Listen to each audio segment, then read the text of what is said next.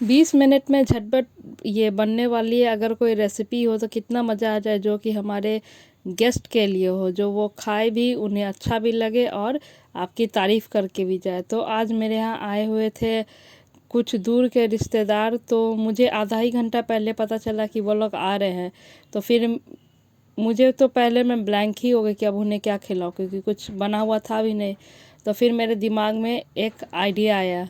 तो अब वो आप देखिए कि मेरे दिमाग में क्या आइडिया है। तो सबसे पहले मैं काटने लगी प्याज। प्याज काटते काटते ही सोच रही थी कि क्या बनाऊं, क्या उनको ऐसा खिलाऊं कि जो उनका पेट भी भर जाए और वो ये मतलब खुशी खुशी यहाँ से जाए भी। तो फिर उसके बाद ये मेरे दिमाग में आया कि आज मैं पुलाव और आलू और मटर की दम बना देती हूँ। तो जो मैंने खाना बनाया है वो एकदम एग्जैक्ट 20 मिनट में मेरा बन के रेडी हो गया। अब वो आप इस वीडियो में देखिए कि वो कैसे 20 मिनट समय लिया है। तो ये आज का जो खाना है वो स्पेशल भी है, कम ये समय में बनने वाला भी है, और एक होता ना, अगर हम लोग ये घर में पार्टी फंक्शन भी कर रहे हैं तो उसमें भी बना सकते हैं। तो सबसे पहले हम लोग क्या करेंगे, पहले बनाएंगे पुलाव, जिसके लिए प्याज तो काट ही चुके थे।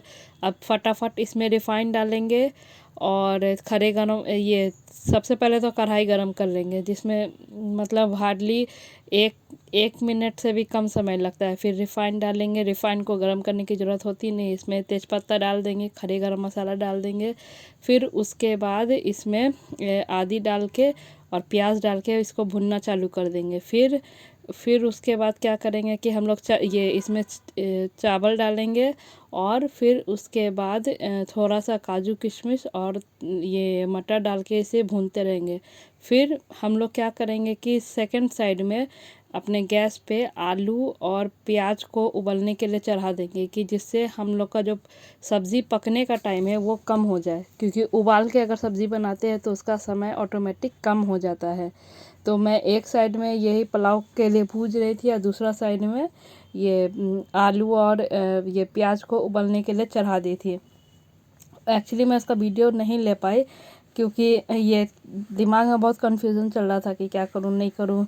तो और वीडियो भी शूट करना था, तो फिर वो चीज़ स्किप हो गया, उसके लिए सॉरी। लेकिन आप ऐसा ज़रूर कीजिएगा, और आप एकदम समय देख के ही बनाइएगा कि एकदम अल्टीमेट 20 मिनट में आपके चूल्हा से दोनों खाना उतर जाएगा और 25वें मिनट में आपके गेस्ट भी खा लेंगे। तो मैंने इसमें प्याज ये जब तक मेरा प्याज इसमें ये हो रहा था, ये तब तक मैंने जितना मुझे लगा कि चावल उन लोग खाएंगे, चावल को निकाल के फट से धो के यहाँ पे रख दी थी। तो एक चीज़ ये भी है कि जब गेस्ट आते हैं तो हम लोग के मन में होता है कि हम लोग उनको कुछ अच्छा खिलाएं, क्योंकि गेस्ट तो रोज़ रोज़ आते हैं नहीं। गेस्ट आते हैं मतलब जब उनको काम पड़ा या फिर कुछ ऐसा हुआ तभी आते। और अब आज के इतना बिजी समय में तो कोई किसी के घर जल्दी जाना नहीं चाहता है। तो अब जो भी आए, एका दुक्का आए, तो उसको ऐसे ही भेज दे तो वो अच्छा नहीं लगता है। तो इसीलिए उनके लिए कुछ ना कुछ तो अच्छा बनाना ही चाहिए। और हमारे बिहार में स्पेशली ये चीज़ क्या है कि हम लोग गेस्ट का पहले आओ भगत करते हैं। मतलब अगर हमारे यहाँ कोई भी आ जाए, हम ये मतलब अगर बहुत क्लोज रहेगा तब तो उसे अच्छे से ट्रीट करेंगे, खाना पीना खिलाएंगे, सब कुछ करेंगे। लेकिन अगर दूर का भी अगर कोई आता है तो उसे बिना चाय या बिस्किट के हम लोग ऐसे नहीं जाने देते। तो ये हम लोग के यहाँ का ट्रेंड भी है, रिवाज भी है। हम लोग के यहाँ ऐसा नहीं रिवाज चलता है कि कोई आए और उसे हम लोग पानी तक के लिए नहीं पूछे। नहीं, हम लोग के यहाँ कोई अगर हमारे घर के गेट पे आ रहा है, अगर हमारे घर में आ रहा है, तो मतलब वो हमारे लिए अतिथि है। मतलब एक अगर बोल दूँ तो वो भगवान का एक रूप है, ठीक है। तो हम लोग गेस्ट को इस कदर ये मतलब सीरियस लेते हैं। हम लोग के यहाँ पहले क्या था कि कपड़ा का दुकान था, तो ये चीज़ मैंने अपने दादा के समय से देखा कि चाहे कोई भी पार्टी आए या फिर कोई भी लोग आता था, दादा उसे बिना चाय पिए हुए नहीं जाने देते थे। तो आज भी कहीं ना कहीं वो ट्रेंड हम लोग के नफ्स में है और हम लोग उस चीज़ को फॉलो ही करते हुए आ रहे हैं। तो इसीलिए जब भी कोई गेस्ट आता है तो दिमाग में ज़्यादा कन्फ्यूज़न हो जाता है कि ये मतलब उसे क्या खिलाए, कहाँ बैठाएं, कहाँ उठाए, क्योंकि ये चीज़ हमारे ब्लड में है कि कोई भी हमारे आते हैं तो हमें उन्हें अच्छे से ट्रीट करना है, उनसे ख़राब बिहेवियर नहीं करना, चाहे वो जैसे भी हो, ठीक है, क्योंकि आदमी को अपना कर्म करना चाहिए, बाकी तो सब भगवान देख ही रहे हैं। तो और एक सबसे बड़ी चीज़ है कि संस्कार, हम लोग को ऐसे संस्कार मिले हैं कि treat your guest as a god. बस, तो मैं इसके आगे अब कोई लाइन नहीं बोलना चाहूँगी। और इसी के ये दौरान में मेरा चावल भी अच्छे से भून चुका है। तो मैंने क्या किया था कि जो इलेक्ट्रिक कुकर है, अगर आपके पास इलेक्ट्रिक कुकर ना हो, अगर आपका आलू उबल चुका होगा, तब आप एक भगोने में जितना चावल लिए हैं उसका डबल पानी लेके उसे उबलने के लिए चढ़ा दें नमक डाल के, और ये थोड़ी सी आप उसमें घी डाल दें। तो जितना देर में आपका चावल भुनेगा उतना देर में पानी भी उबल जाएगा, ठीक है। तो आप एक चीज़ ये देखना कि मैं जिस कढ़ाई में चावल ये मतलब भून रही हूँ, उसी कढ़ाई में मैं सब्ज़ी भी बनाऊँगी। सब्ज़ी तो मेरा मतलब मुश्किल से 5 मिनट में बना, और पुलाव को बनने में 10 मिनट, मतलब हार्डली 12 से 13 मिनट लगा, उससे ज़्यादा नहीं लगा है। तो ये आधा सब्ज़ी तो मेरा पक गया, क्योंकि कुकर में जो आलू और प्याज ये मैंने उबलने के लिए रखा था वो अच्छे से उबल चुका है। तो आधा मेरा काम वहीं पे ख़त्म। तो ये आप देख सकते हैं कि जो ये मतलब ये चावल है, वो अच्छे चावल को हम लोग को तब तक भुना जब तक इसमें एक सुनहरा कलर ना आ जाए। सुनहरा कलर बहुत जल्दी आ जाता है, इसमें कोई बहुत बड़ी बात नहीं है। हम लोग के यहाँ मतलब बिहार में ये चीज़ बहुत पहले से चल रहा है कि कोई भी गेस्ट आया, कुटुम्ब आया या कोई अगवा आया, तो उसको मतलब अच्छा अच्छा खाना अगवा मतलब जो लड़का लड़की देखने आते हैं, तो उन लोग को हम लोग अच्छा अच्छा खाना खिलाते हैं। तो उसमें उसमें का एक सबसे पॉपुलर डिश यही है, पुलाव है। और दूसरा पॉपुलर डिश है हम लोग का वो आलू दम, सिर्फ आलू दम। लेकिन अभी तो मैंने मटर डाला। अगर आपके पास मटर नहीं हो तो आप उसके जगह पे सोयाबीन भी यूज़ कर सकते हो, क्योंकि सोयाबीन में आप सिर्फ गर्म पानी डाल दो, वो तैयार हो जाता है आपकी सब्ज़ी में डालने के लिए। उसमें कोई ज़्यादा मेहनत नहीं करना पड़ेगा। देखिए, मैंने अपने इलेक्ट्रिक कुकर में पानी अच्छे से बॉईल कर लिया था। अब इसमें हम लोग चावल को डाल देंगे। इसका कलर भी बहुत अच्छा आ गया था। अब जब तक मैं ये चावल मेरा पकेगा तब तक मैं अपना सब्ज़ी भी पका लूँगी।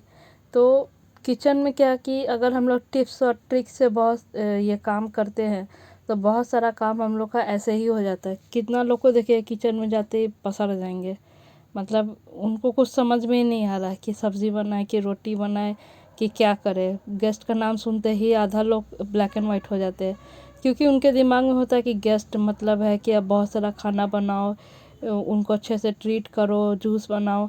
ठीक है, वो सब कुछ ठीक है, लेकिन आप अगर उसी चीज़ में टिप्स और ट्रिक्स अगर निकालते हो तो फिर वो आपके काम को और आसान करता है। और हम लोग जैसे जो ब्लॉगर है वो बस आप लोग को हेल्प करते हैं कि से आप अपने काम को और आसान कर सकते हैं। तो ये देखिए, मेरा आलू जो है वो उबल चुका था, तो मैंने इसे छील के अच्छे से छोटे छोटे पीसेस कर लिए कि वो देखने में भी थोड़ा अच्छा लगे।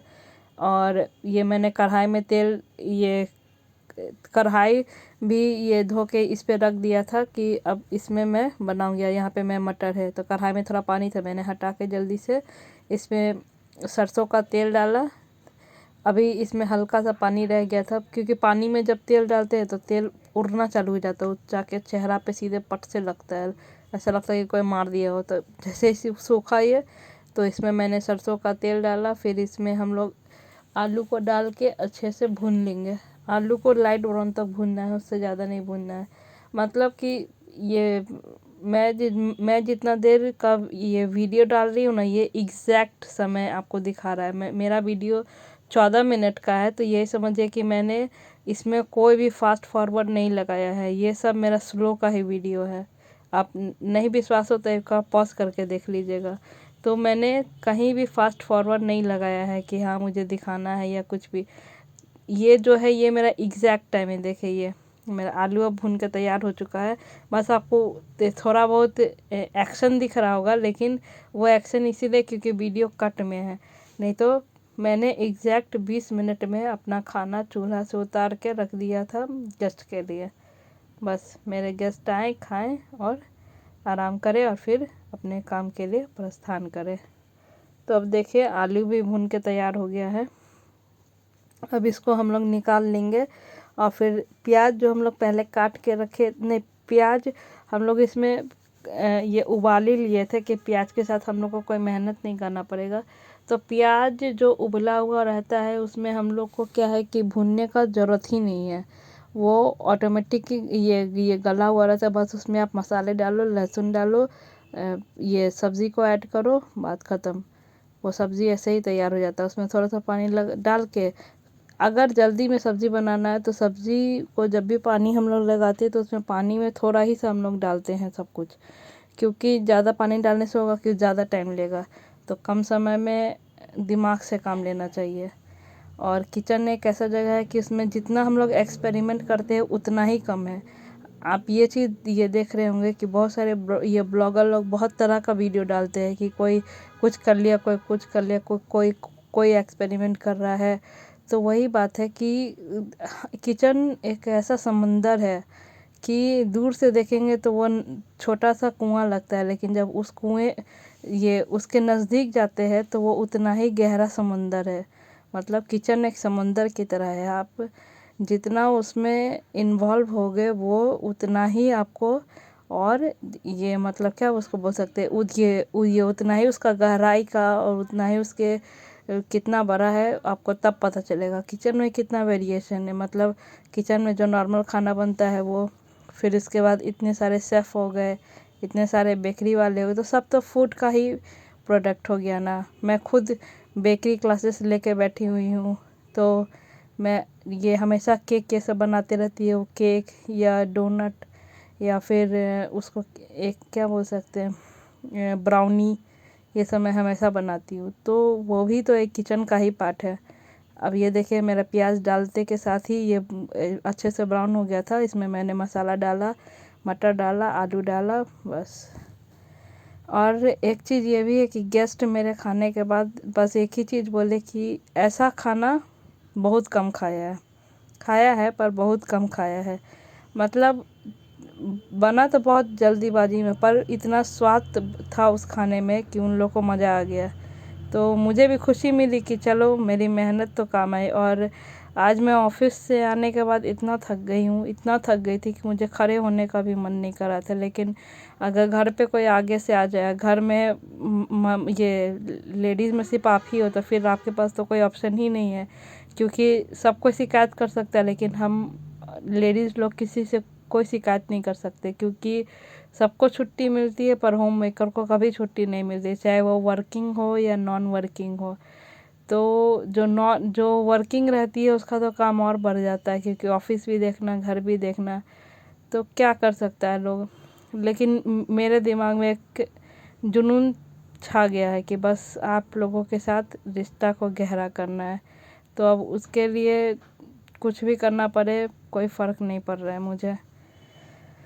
तो बस मैं भी लग गई अपने काम में कि आप लोगों के लिए कुछ ना कुछ कंटेंट मैं ज़रूर लाऊंगी, क्योंकि कल भी मैं नहीं बना पाई थी शाम में, और आज सुबह में भी कुछ ऐसा हो गया कि मैं उसके कारण नहीं बना पाई। तो कोई बात नहीं, पर शाम में मैंने दोनों को कंबाइन करके अच्छे से एक आपके लिए कंटेंट लाई हूँ, जो कि आपके लिए बहुत ज़्यादा बेनिफिशियल है। होप कि आपको मेरा ये वीडियो पसंद आया। अगर पसंद आए हो तो please do like, share and subscribe and follow my YouTube and Facebook page. Thanks for watching.